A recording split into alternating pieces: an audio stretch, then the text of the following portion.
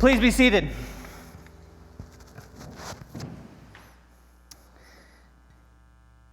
In 2017, my family and I got to see ahead of time a release of a new Disney movie that they would release the following week called Coco. Anybody seen that, by the way? Anybody seen the movie? Excellent movie. Highly recommend it. We hardly knew anything about it. And so I quickly discovered that the entire movie, is centered around the Mexican tradition of Dia de los Muertos, or the Day of the Dead. And the film has some wonderful, funny punchlines. There's this really likable main character, Miguel. He's right there with the guitar. And it has huge emphasis on family and remembering family, right? And what happened was that Disney then introduced this ancient celebration of Dia de los Muertos to millions of people around the world who probably had never heard of the ancient festival. I watched the movie with interest because I was first introduced to this festival in seminary in Austin. And I was always fascinated at the spiritual implications for us as Christians. If you aren't familiar with the festival, on November 1st and 2nd, people of Mexican descent welcome the spirits of the ancestors into the kingdom of the living for just a short period of time, because they believe our ancestors, of course, live on.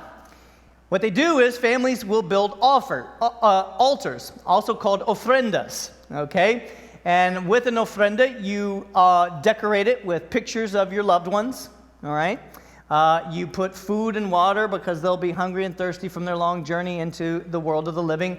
Candles so that they can find their way back to you, and other bright and colorful decorations as well. Following the movie, our family actually took on this custom in our household. Every October, we put up a table and we put out our pictures of those who have died, of our ancestors. And it's really great because every year our kids get to hear stories about my grandparents, their great-grandparents, and their great-great-grandparents, and they get to know them and they get to experience them. And it's a great way to pass on stories and faith traditions down to a new generation of people. According to the tradition of Dia de los Muertos taught in Mexico, the Day of the Dead arose from a mix of two things. The Roman Catholic celebration of All Saints' Day on November 1st, and a celebration of death that was practiced by pre-Hispanic cultures for thousands of years around the exact same time of year. Well, what happened is that thousands of years before, Mesoamerican civilizations would have this festival where they would worship, celebrate, and actually laugh and mock death because they didn't fear it, right? They had no fear of death. And so there was a huge celebration that actually celebrated death because according to these Mesoamerican civilizations, ancestors lived on, right? And because of that, nobody needed to fear death itself. They laughed at death. And if we go into today's sign that we are going to look at, I believe that it will show us that as followers of Jesus, that we too can also laugh in the face of death. We can celebrate. We can be joyful in our remembrances of our loved ones, because there is a special promise that comes to us.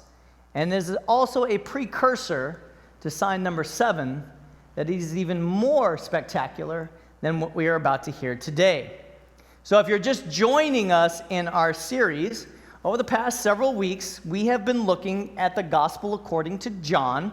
John is a bystander, the gospel writer. He is a disciple of Jesus. He is an eyewitness to the accounts that have been written in his gospel.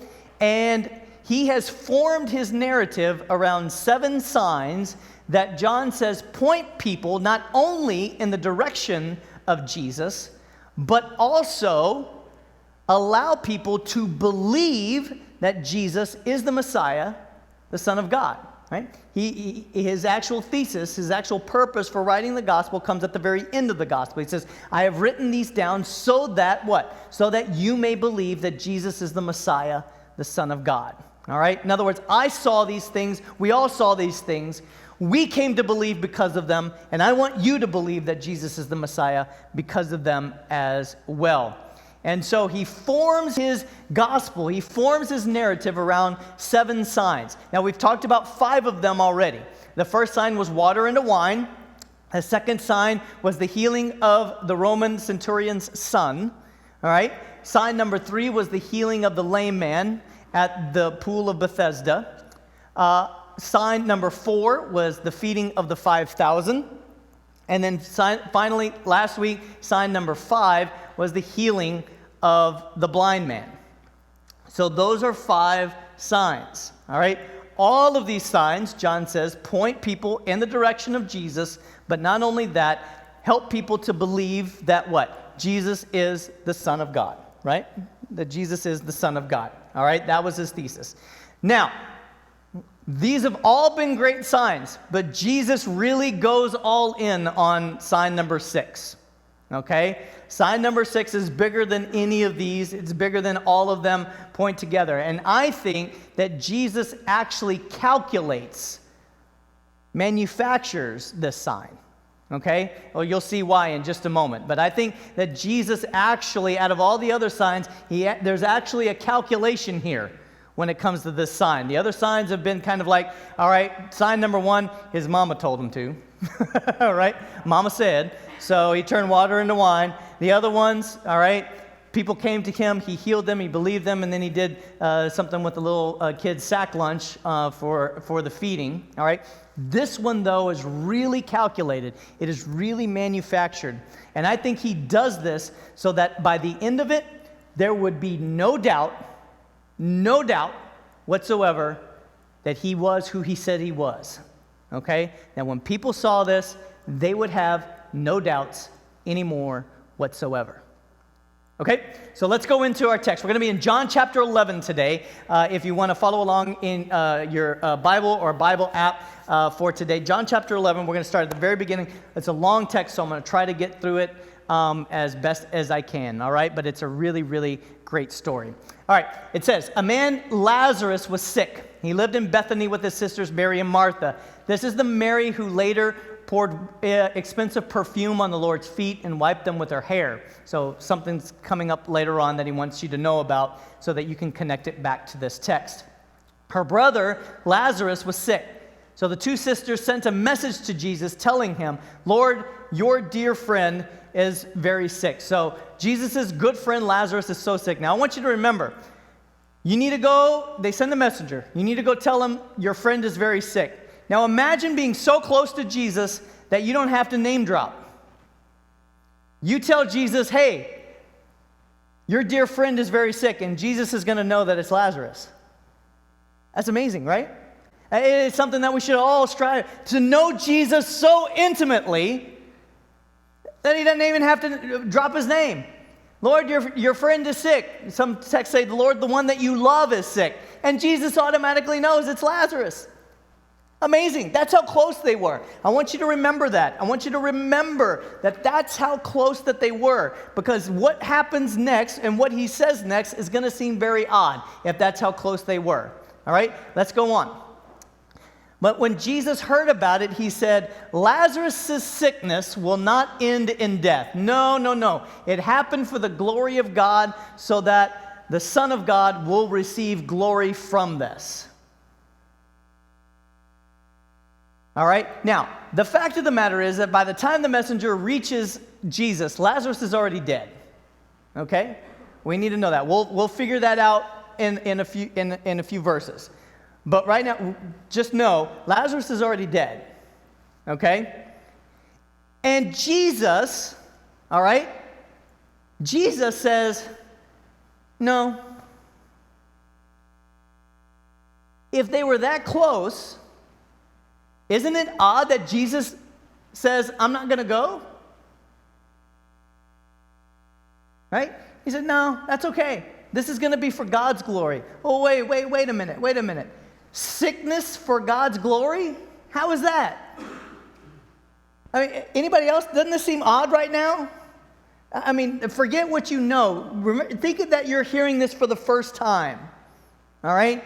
Think of yourself as one of the disciples who knows Jesus really cares about Lazarus, and he says, no, I'm not going. And that there is glory in sickness. This is something brand new, isn't it? It's something brand new. Nobody has ever thought of this before. So John's like, yeah, I know you're feeling weird about this. So he writes in verse 5, he says, so although Jesus loved Martha, Mary, and Lazarus, he stayed where he was for the next 2 days. And you're like, okay, that doesn't help. Does it seem like he loves him right now? I mean, if you love somebody, do you go, no, I'm just going to wait? Hey, your wife, your husband, your child is sick. Your best friend is sick. They're asking for you. That's okay. I'm just going to stick around. Does that sound like love right now? That's why I said, I really think Jesus is manufacturing something here, okay? He's not rushing to his friend's side. And I think John's like, okay, I know it's weird. Just hang around with me. Just hang out, all right? Because I don't know about you, but as I read that, I'm thinking back and I'm like, wow, okay. How many of us in our lifetimes have thought, man, I thought you cared about me, God. I thought you loved me, Jesus. What's up with this? We've been there.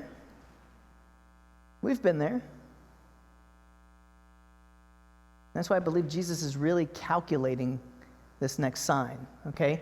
And get this, it's not for just the benefit of those who were there. It's not just for the benefit of those who are in Jesus' inner circle. It's for the benefit of you. It's for the benefit of you. It's for the benefit of you. It's for the benefit of all of us. It's for the benefit of you who are watching. It's for the benefit of me. That he's doing what he's doing. All right? Verses 7 through 16. Finally, he said to his disciples, let us go back to Judea. But his disciples objected, Rabbi, only a few days ago, the people in Judea were trying to stone you. Are you going there again? In other words, they're like, whoa, wait, last time we went there, it did not end very well. They were trying to kill you. Jesus replied, there are 12 hours of daylight every day. During the day, people can walk safely. They can see because they have the light of the world. But at night, there is danger of stumbling because they have no light. Our friend Lazarus has fallen asleep, but now I will go to wake him up. Now the disciples are going to give him some medical advice. Lord, if he's sleeping, he's going to get better soon. That's all right. So John knows what's going on. They thought Jesus meant, in other words, we thought he meant he was sleeping, but he already knew that Lazarus is dead. So see, Jesus already knows Lazarus is dead. Okay? Again, calculating. So he told them plainly, guys, Lazarus is dead. It's not sleep. It's sleep. Right? And for your sake, I'm glad I wasn't there. For now you will believe. Come, let us go see him. Remember at the beginning of this verse, last time they were in Judea, they were trying to kill Jesus. So now Jesus says, let's go. All right? Thomas said, all right, guys, let's go. We're going to die too. Let's just go on back, right? That's what let's die with Jesus means. It's a reference to last time they were in Judea, they were trying to kill Jesus. So Thomas is like, all right, I guess we're going to die. Here we go, all right? Because things are getting kind of hairy at this point in the text. So, but here's what's happening in this. Lots to unpack in 7 through 16, right? But here's what I think is really happening. Jesus is looking at his disciples. Jesus is looking at us as readers of this. And he's saying, I want you to follow me. I want you to trust me. Remember what I said, that I am the light of the world? Remember that a few chapters back? Remember that a few days ago when I said I am the light of the world? Remember, I am the light that came into this world to bring light to this world, and that apart from the author of life, everything else seems meaningless? Got that? Remember that? So just follow me. Just trust me, all right? Who's in? Thomas is like, okay, I guess we're going. Our friend Lazarus is falling asleep, but I'm going there, and I'm going to wake him up. And they don't want to go, right? First they said, well, let's not go back. And then they're giving him medical advice. Well, if he's sleeping, he's going to be okay, right? And I look at that, and I'm like, man, how many times have we given God medical advice? God, I know, the surgeons are going to do this, and the doctor's going to do this, or the doctor said this, and really, that's us, right? And God is up there saying, I got this. I've got this. Jesus is saying, for your sake, I'm glad I wasn't there. And now, to me, that seems pretty harsh. I think out of the whole that's harsh. Right? I'm glad I wasn't there. Man, I'm glad I was not there to keep my friend from going through the agony of dying and his sisters having to watch him die. That sounds pretty rough, doesn't it? Again, does he really love them? Who would say that? He's saying to his disciples, he's saying to everyone who's reading, for your sake, for your sake, for your sake, I'm glad I wasn't there. For the sake of every parent who's had to bury a child, for the sake of every husband who's had to bury a wife, for every wife who's had to bury a husband, for every child who has had to bury a parent far too early, I'm glad I wasn't there. And I'm looking at that, and I don't know about you, but that just makes me feel kind of uneasy. It gets me, it's puzzling. And again, this is new to them. It's new to all of us, right? And Jesus is saying, I am the light of the world. I have come to shed light on one of the dilemmas that humankind wrestled with in the past and will wrestle with in the future. And we all know this. And that is, how do I reconcile a good God with the evil of the world? Now, I'll tell you right now, I'm going to go ahead and stop and call time out right now. I'm not even going to touch that this morning. Because that's a couple of weeks just right there. Right? I promise you we'll get back to it. All right? Because I think it's something that we all struggle with. Right? But here's what happens. Jesus gets near the town. Lazarus has already been dead for 4 days. And here's what happens. When Jesus arrived at Bethany, he was told Lazarus had been dead for 4 days. It was a few miles, he was already a few miles down the road from Jerusalem. Many of the people had come to console Mary and Martha in their loss. So lots of people there. Somebody said, hey, we've spotted him. He's coming. So when Mary gets word that Jesus was coming, she went and met him. But Mary stayed in the house. Martha, she gets to Jesus, and she reads him the riot act. Lord, if you would have been here, my brother would not have died. You see, Martha, at that moment, didn't think Jesus loved them as much as Jesus said he loved them. Martha thought that Jesus had abandoned not only her, but he abandoned Mary, he abandoned Lazarus. He could have stopped it. That's how much faith they had in this guy. They already knew, we're going to find out, they already knew he was the Messiah. They already knew that he was sent there by God. That's already what they believed. And for him not to come and not to help Lazarus, for them felt like a total abandonment. And she goes to him and she says, if you would have been here, my brother would not have died. Or a modern day translation would be, Lord, if you would have been doing your job. Now, think about that. How many of us have uttered that in our prayers? Lord, if you would have just fill in the blank. Right? Come on now. Let's be honest. Been there. And here's what happens. This always, it usually happens around when someone's sick and someone dies. Because here's what happens. When we face death, our definition of God, everything that we say we believe, suddenly becomes challenged. Doesn't it? It suddenly becomes challenged. And a lot of times, we interpret the presence of death as the absence of God. If the body is not healed, then God must not have been there. And Jesus is about to show us that that is totally wrong. Blame cannot replace faith. Verse 22. But even now I know that God will give you whatever you ask. She's cleaning on the last bit of hope and faith that she has, isn't she? It's a beautiful statement. And Jesus looks at her and he says, your brother will rise again. And now Martha comes back and she goes, look, I don't need you to go into sermon mode on me. I don't need you to preach at me right now. Right? Verse 24, she says, yes, he will rise when everyone else rises on the last day. In other words, yeah, I know. But I don't need you coming in here giving me a sermon or preaching at me right now. I don't need it. But now here's the breathtaking moment, and we often miss this little thing. Jesus told her, I am the resurrection and the life. Anyone who believes in me will live even after dying. Everyone who lives in me and believes in me will never die. Do you believe this, Martha? Jesus is saying, look at me right here. Look at me in the eye, Martha. I'm not here to give you a sermon. I'm not here to preach at you.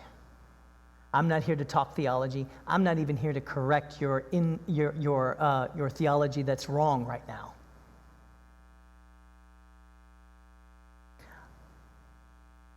I'm not even asking you to put your trust in everything that you were taught about death and life.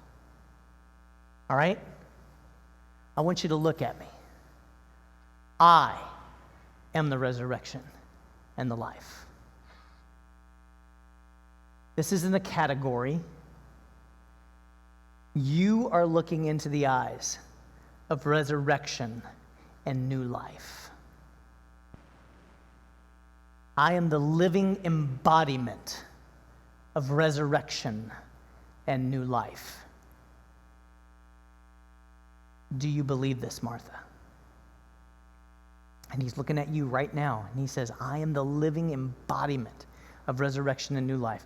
Do you believe me? Do you believe me? Do you believe me? Do you believe me? Those of you who are watching at home, do you believe me? Do you believe this? Do you believe that Jesus is the living embodiment of resurrection and new life?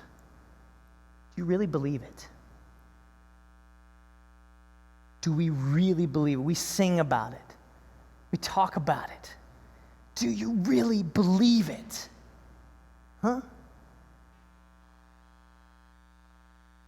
Do you really believe? Because I'll tell you, sometimes it's hard to believe it, isn't it? Sometimes it's hard. Do you believe it?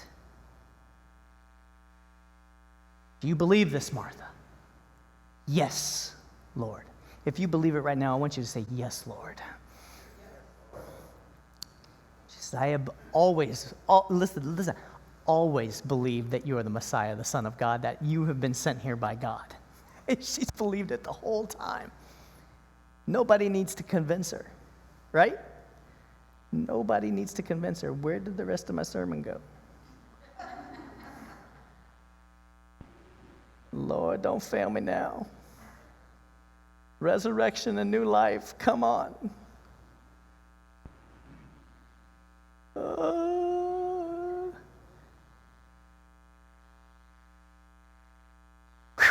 Resurrection and new life.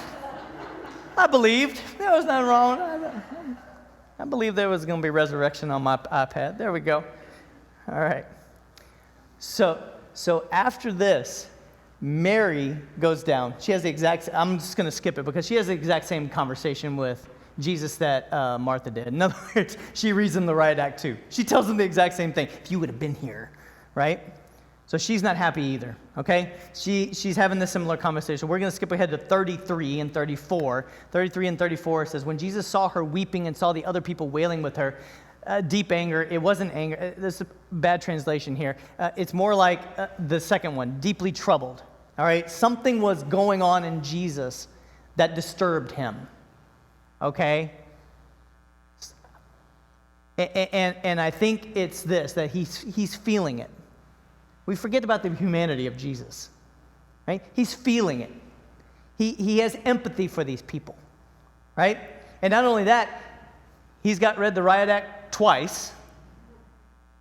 He's lost a friend. That's a lot. That's a lot, right? And then, shortest verse, all of Scripture, verse 35. If you want to know what the shortest verse is, John 11:35. Everybody say it. Then Jesus wept. In Greek, it's 2 words, but translated, then Jesus wept, or and Jesus wept, right? So see, if you're looking for a place to start for memorizing Bible passages, you got the first one right here. It's real easy, right? And here's the thing. I think this is a huge reminder. It's so short, but it's a huge implications for us, doesn't it? This verse is saying Jesus knows and he honors our aching hearts. Jesus knows when we're suffering. Jesus knows when we're sad, and he honors that, and he feels it with us. And isn't it great to know that the Savior of the world feels what we're feeling? That he's with us, that he honors that moment that we're going through. Not only that, but again, we forget the humanity of Jesus. He also lost his friend. I think all of the emotions are getting to him at this point. Verses 38 through 44. Let's go to the end. Then Jesus was still greatly disturbed. He arrived at the tomb in a cave with the stone rolled across its entrance. Roll the stone aside, Jesus told him. But Martha, the dead man's sister, protested. She said, Lord, he's been dead for 4 days. The smell is going to be terrible. And I think that, and then he says, didn't I tell you that you would see God's glory if you believe? So they rolled the stone aside. And I think that, this is in the text, by the way, I think everybody took 4 steps back at that moment. I think everybody's like, this is not going to be good, right? They roll the stone aside. Everyone's backing up. And then Jesus looks up, and what does he do? He prays. And he says, Father, thank you for hearing me. You always hear me, but I said it out loud for the sake of all those people who are standing here so that they will believe you sent me. Why is that important? Because I think that Jesus wants to show everyone, not only in this group, but future generations from now, how connected Jesus is with God. Right? And then Jesus yells out. He says, Lazarus, come out. And Lazarus comes out of the tomb. And I don't think here that Jesus resurrects Lazarus solely for Lazarus' sake. I don't think he raises Lazarus for the sake of even the dead people. I think he raises Lazarus for the sake of everyone who is living, so that we can know the power that Jesus has in our life, that not even death has power over him, right? I believe he resurrects Lazarus for the sake of the living, so that now, for those who are reading this, future generations, and for those who are standing there, there is no doubt about who Jesus is. None whatsoever. And we missed this part. This is a great part. And the dead man came out, his hands and feet bound in grave cloths, his face wrapped in a headcloth. Jesus says, unwrap him and let him go. Or unbind him is a better translation of the Greek. Unbind him. All right? I love this because I just see Lazarus is being freed. The unbinding, right? The unbinding of being freed from someone. And this has huge implications for us all. But because not only does Jesus have the power to resurrect the dead, Jesus has the power of unbinding. And we all have those things that bind us up, that we're bound to, that cause us to be dead even though that we're still alive. Because let's face it, we can be very much alive, but we can be very much dead at the same time. And in the unbinding, Jesus says, in my hands, I can help you, free you from that. What are the areas? Think about it. What are the areas in your life that need unbinding? That have you so bound that you need Jesus to unbind them? He has the power to do that. So this text, what do we do with it? Well, I believe John wrote this account in order to say to us a couple things. I think John looks at us in the eyes and he's writing and he's saying, look, that day standing outside the tomb, not knowing what was about to happen, but then seeing what Jesus ultimately did, I'm telling you, in that moment, Jesus entered into the pain, into the suffering, into the tears, into the hurt, and into every human emotion that was present in that moment. And Jesus will enter into your pain and suffering as well. And he cares for you. Why? Because I saw him care for Mary and Martha. I saw him care for a community on that day. I saw him not rush to a resolution, but he entered into the moment with the rest of us. And I think that you can cast your cares upon him. He says, look, I don't want you to simply believe in Jesus because of belief itself. And I'm not asking you to have faith in faith. I'm not asking you to follow Jesus because of faith. I just want you to know what I saw. Because if you saw what I saw, and you hear the story of what I saw, and you trust me as someone who's giving testimony to that truth, then perhaps you're going to arrive at the same conclusion that I did. Not only about what Jesus did, but about who Jesus is. And so today, we see this story and see that indeed Jesus does care. Jesus does enter our hearts. Jesus does care about when we hurt. And that he is with us in our pain. But not only that, but because of what Jesus did, we too can laugh in the face of death. This is a precursor to laughing at the face of death. This is a precursor to sign number 7, which we're going to talk about next week. And I bet out of all the 7 signs, you're going to be able to guess what the 7th sign is. We'll see you next week for the 7th sign. In Jesus' name, amen. All right, let's stand and let's sing our song.